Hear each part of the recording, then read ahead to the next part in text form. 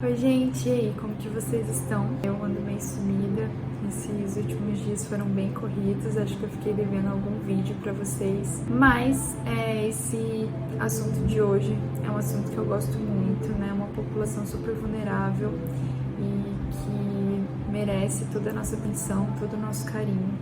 Então a gente tá aproveitando que junho é o mês da diversidade e hoje eu queria falar com vocês um pouquinho sobre a saúde da população LGBTQIA+.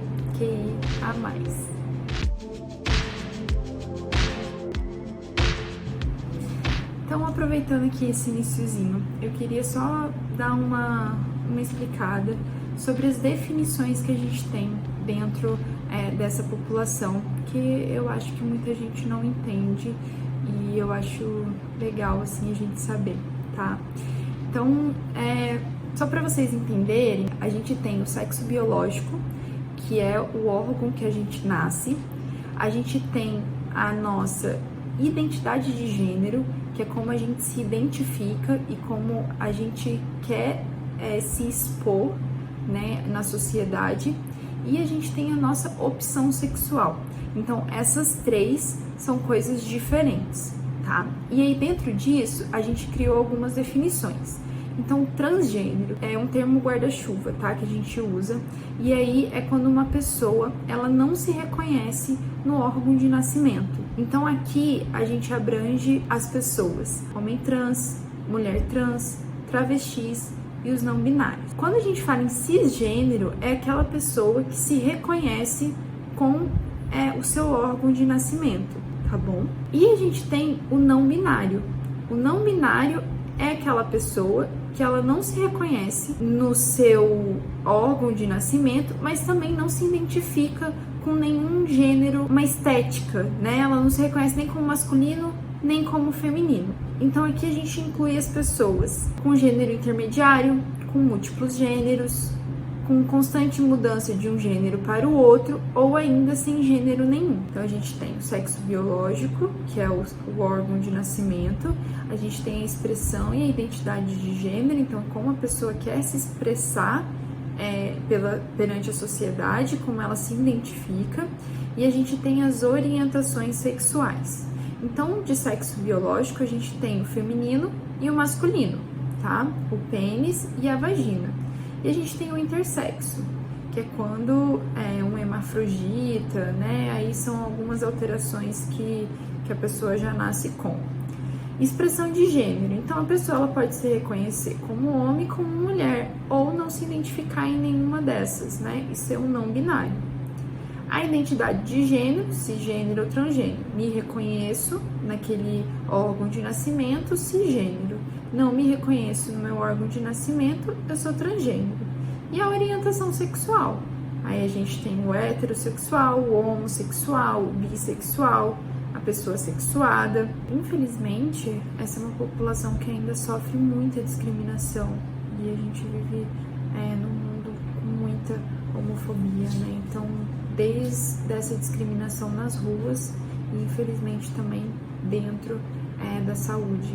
Então, muitos acabam vivendo em situações de vulnerabilidade mesmo, né? Tem problemas com família, com familiares, são discriminados no seu local de trabalho, em restaurantes, não têm acesso à saúde e quando tem, também acabam sofrendo preconceitos, né? Então, segundo os dados apresentados aqui pelo Ministério da Saúde, 2 em cada 3 entrevistados, né, que foram 67%, já sofreram algum tipo de discriminação motivada pela sua identidade sexual ou pelo gênero. Então, na proporção que alcançou 85% em travestis e transexuais. Os dados desse documento aqui que eu tô olhando também apontam que 14,5% dos participantes do estudo feito na Parada Gay de São Paulo relataram já terem sofrido algum tipo de preconceito nos serviços e redes de saúde do Brasil. Olha que situação chata, não ter esse cuidado com as pessoas. Isso é um assunto muito sério. Uma das coisas que a gente vem lutando também é pra gente fazer a despatologização do gênero. Dou uma enrolada para falar isso. Muitos ainda veem essa opção sexual e essa expressão de gênero como uma doença, né?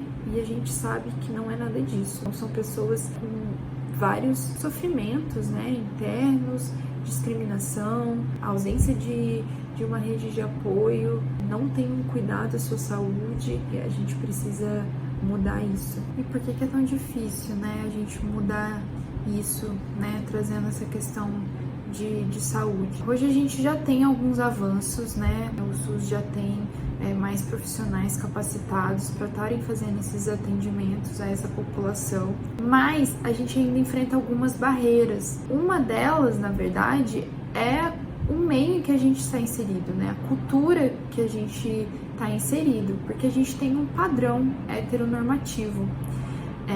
Então, acaba que isso influencia no atendimento dos profissionais, né, de uma maneira subjetiva. Então, diante de todo esse cenário, o que a gente mais precisa, primeiro, é fazer essa reflexão internamente, e talvez quebrar preconceitos e paradigmas, né, que permeiam nos padrões da sociedade, né, e aí com isso a gente já vai aumentar muito mais a acessibilidade dessa população, não só na área de saúde, mas em todos os âmbitos, né, porque muitos acabam ficando reprimidos, então a gente tem que abrir espaço para elas em serviços, faculdades, né, a gente não tem que fazer distinção em nenhuma delas.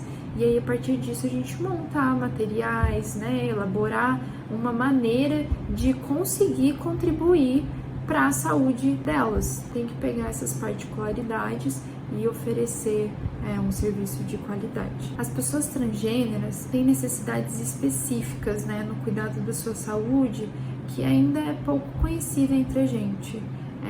Nós profissionais e também, por que não dizer, da sociedade em si.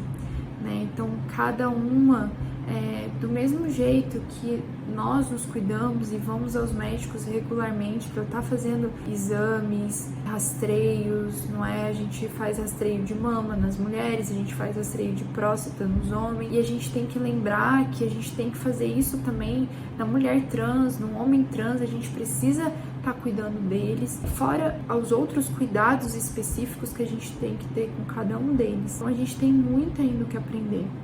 E essa desinformação, esse estigma e esse preconceito que são nefastos, e é isso que contribui, é isso que leva a gente a ter uma sociedade com discriminação, cheia de abuso, de violência, né, gerando sofrimento e infelicidade. Né? Então, por isso que, de novo, eu vou falar, né, dessa questão despatologização. Por quê? Porque isso não é uma doença, né? E quando a gente trata isso como doença, a gente já está violando os direitos humanos das pessoas transgêneras. Em todas as partes do mundo, as pessoas transgêneros, elas estão sob o maior risco de sofrer violência, assédio e discriminação. Violações de direitos humanos vão de bullying a abuso verbal, a negação de assistência médica, educação, trabalho e moradia. A criminalização de prisão, detenção arbitrária e a violência como lesão corporal, tortura, estupro e assassinato. E as palavras de abertura da Declaração Universal dos Direitos Humanos diz assim: todos os seres humanos nascem livres e iguais em dignidade e direitos. E cadê esses direitos e essa igualdade nessa sociedade que a gente vive? Dentro dessas especificidades das pessoas transgêneras, né, tem a adequação do gênero que elas se identificam.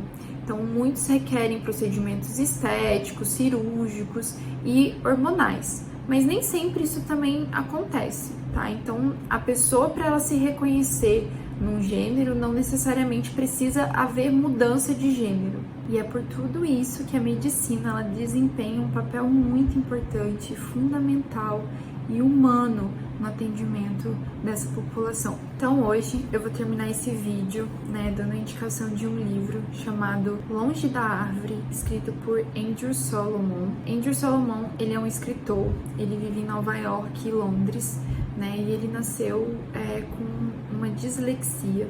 Ele tinha uma família muito estruturada, muito carinhosa, que o ajudou. Sempre tinha ali médicos atenciosos e era uma pessoa privilegiada, de ter uma família estruturada e de poder ter tido esse acompanhamento. Mas na sua adolescência ele descobriu a sua homossexualidade e isso acabou gerando um atrito familiar que o levou a sair de casa e a ter esse vínculo, quebrado com os pais de uma maneira bem traumática. E a citação é a seguinte: eu sonho com um futuro ficcional, no qual as mudanças de expressão de gênero não necessitarão de cirurgias, hormônios e nem causarão repulso social.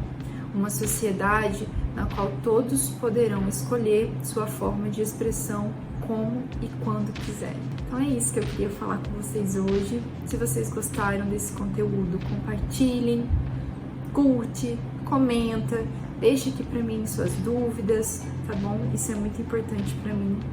E desejo aí uma ótima semana pra todo mundo. Um beijo.